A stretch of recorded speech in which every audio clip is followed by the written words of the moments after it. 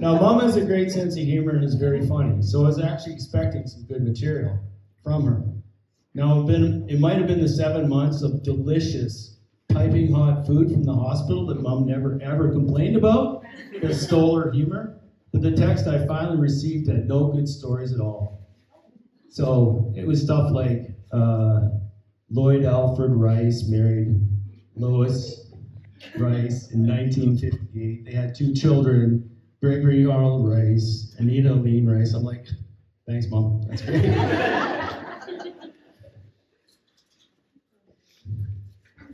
So it's basically, it's only my own stories. Okay, so here we go.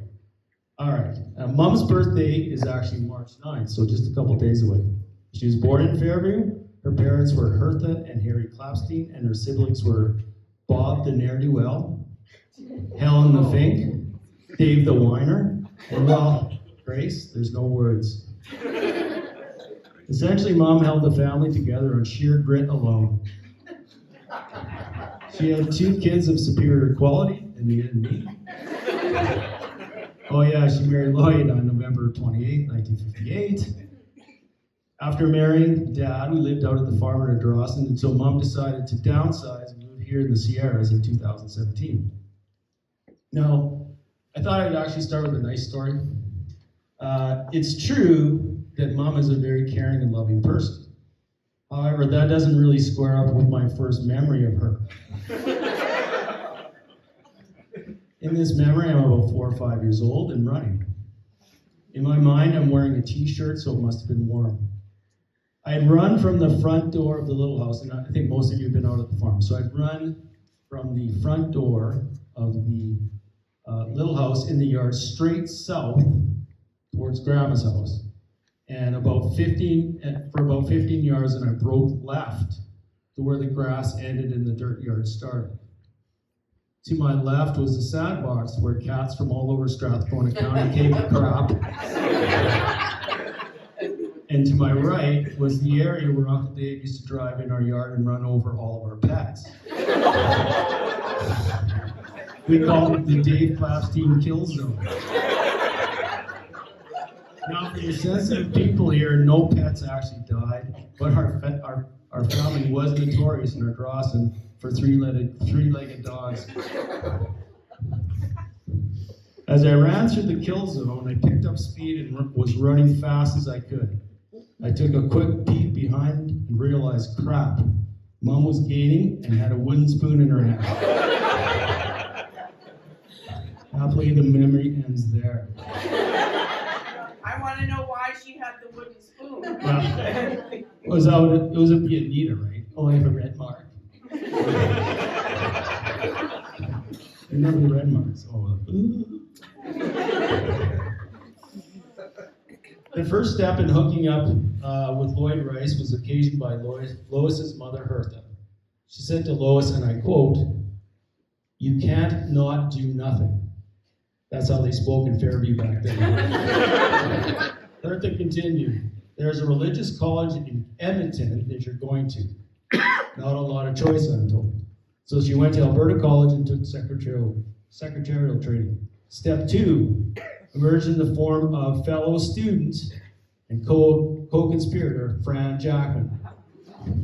They became fast friends. Step 3, Fran was first cousins to Lloyd and thus introduced the two.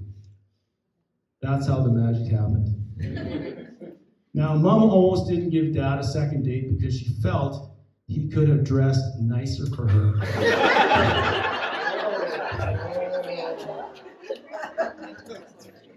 Ultimately, the date was granted, but I can tell you as a person that lived in the house for 19 years and overheard several what I would term significant conversations on the matter, this issue was never completely resolved. My children ask me from time to time, why do you leave home in a grain hat, ripped t-shirts, and handed down rapper sweats? I tell them it's genetics, man, and it passes down the male line, so it's likely happening to you. Speaking of Fran, thank you. Speaking of Fran, it reminded me of a wonderful trip Mom, Dad, and Fran took to New Zealand. Now, I will stop here to note that my dad was, I believe, agoraphobic. From the folks from Fairview, that means he wouldn't leave the farm. I have no idea what my mom said to him to get him to go to New Zealand, but I expect it would have been very compelling to anyone. Mom mentioned that they had a great trip. They were gone for almost a month. The first part was spent in Wellington with their niece, Barb Mackenzie. In case you're trying to keep track, that's the Fink's child. Mom says she had a great time visiting Barb and touring around the area. Barb says there was a lot of drinking. After Wellington, the trio got on a bus and toured both the North and South Islands. For years, there was only three things that woke Mom up in the middle of the night. One was Dad snoring, second was restless leg syndrome, and third, whilst on the bus tour, Dad was made chief of the people on the bus. The tour bus was visiting a Maori village. The idea was that the bus chief had to meet the Maori chief and sufficiently impress him to enter the village. Otherwise, I guess the tour was over. Anyway, I don't actually think so. I think he got to go on, but anyway, it doesn't matter. Now, everyone who knew my dad loved my dad. He truly was a great person.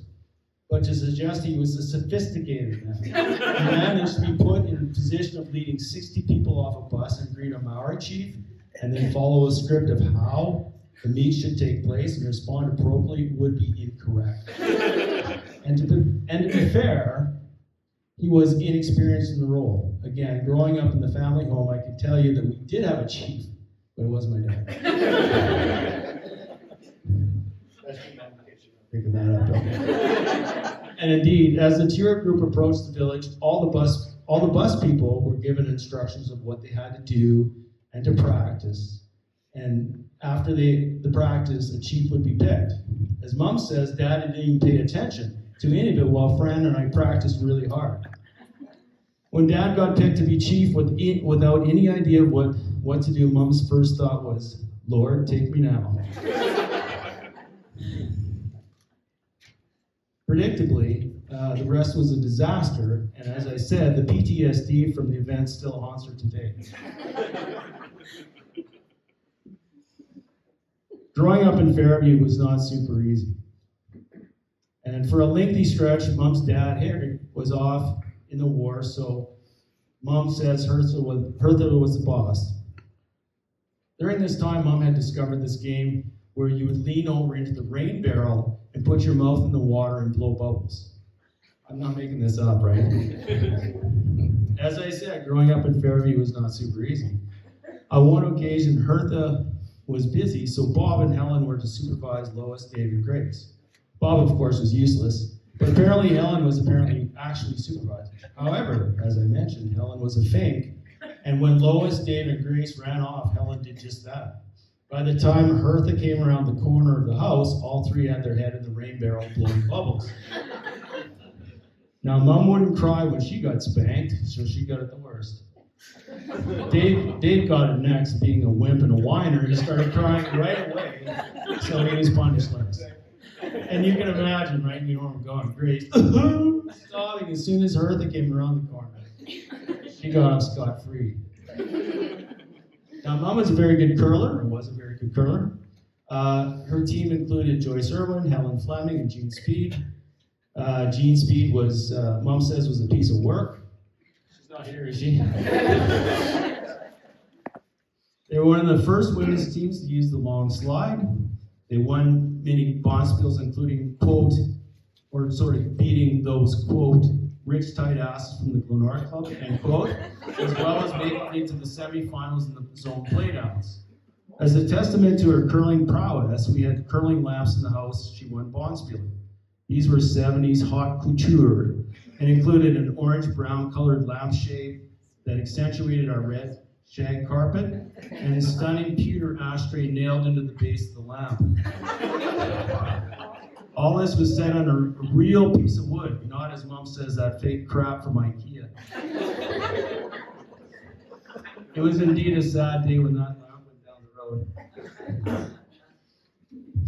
Some of Mom's favorite times were with the grandkids, Rowan, Haven, and Torrin. Testament is that is last week we talked about the kids, and she got warmed up and wouldn't stop talking about when the kids visited the farm. Seriously, I had to tell her to stop, and I'll tell you why in a moment. The kids visited the farm at least once per week until they went to school. She mentioned how Haven would read books, would have to be forced to go outside. How Rowan loved to feed the horses and hung out in the treehouse. How they would hunt for frogs around the slough. That was all nice, and I'd heard that before. However, as she recounted the stories, I realized that we had not been provided with the full disclosure of all the goings-on that took place.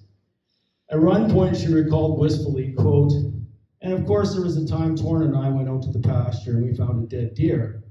She continued, I know this is grim stuff, it's grim stuff. Anyway, she continued, "Yeah, it looked like it got smashed pretty good because one of his legs had just been torn off, and likely," she said, "it hit on the road and it crawled to this place and died." I'm like, "Mom, kid's 4. This is you could have told, you might mention that, right?" Undeterred, she continued, Undeterred, she continued, "You remember those 3 garden tractors we had at the farm for the kids loved to drive? Well, there was the day that one caught fire." And at that point, I'm like, "Look, Mom, we're good. I don't need to hear anymore." In my mind, I'm thinking, what am I going to hear next? All 3 hanging over the side of a rain barrel, blowing bubbles and Torn stepped in. Ha ha ha! It's a good thing we got swimming lessons for those kids, eh? Yeah. I think for all of us here, Mom is such an inspiration. While raising kids and working full-time as a secretary, at first at Ardrossan Elementary with Fran, you can imagine those 2 together, and then at Fort Elementary, she was involved with the Ardrossan Community League. At the same time, she continued to paint and took lessons to improve. We have a couple paintings here to show how talented she is. Here's one, and there's some at the front. Many of us are proud to have her paintings hanging in our homes. She continues to make art and has worked in several genres. She continued to play for the Ardrossan United Church. In fact, she was pianist and organist and keyboardist for 35 or 40 years for the church. She practiced piano every night, just after supper, and through every episode of MASH. I think she did it on purpose to send a message, but sadly I have no idea what that would be. She took pipe organ lessons. To facilitate the lessons, we bought an organ. It occupied the same room with the piano. It was so big, the room had to be built around it, and to get it out, they had to saw it in half. I'm not sure why Dad let that fly, but as I said, he really wasn't the chief. Into retirement, she never stopped learning. She never stopped reaching out and making friends. She never stopped participating. She pursued things she loved to do, which made her vibrant. And as I said, someone to look up and try to follow, for example. While at the Sierra, she did Tai Chi. She did aquasize. She was the treasurer of the fitness club. She founded the art club and the Sierra's house band. She played keyboard for them. And she's actually no Luddite. Again, for the Fairview people, that's non-technical. So she's no Luddite. She's tech savvy. Everything in her condo is interconnected and hooked up to Alexa. And for the most part, she figured that all out herself. Sure, every once in a while, when you flush the toilet, the TV turns on, but otherwise in terms of purchasing, she's fearless. She orders her groceries online to be delivered, and in one case, knowingly bought a salt and pepper grinders off a website run by Russian and Chinese mobsters. Their pricing is competitive, apparently. Mom is truly a marvel, and you all couldn't have a better friend, aunt, or grandmother. I couldn't have a better mom. Love you, Mom. Happy birthday. Happy birthday to you. Happy birthday to you. Happy birthday, dear Lois. Happy birthday to you.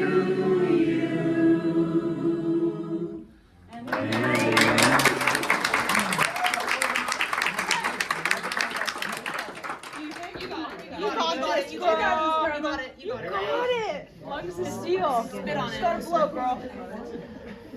Just don't drop your glass.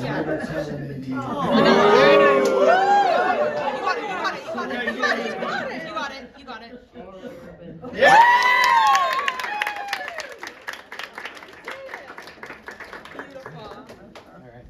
All right. Okay, maybe let's go.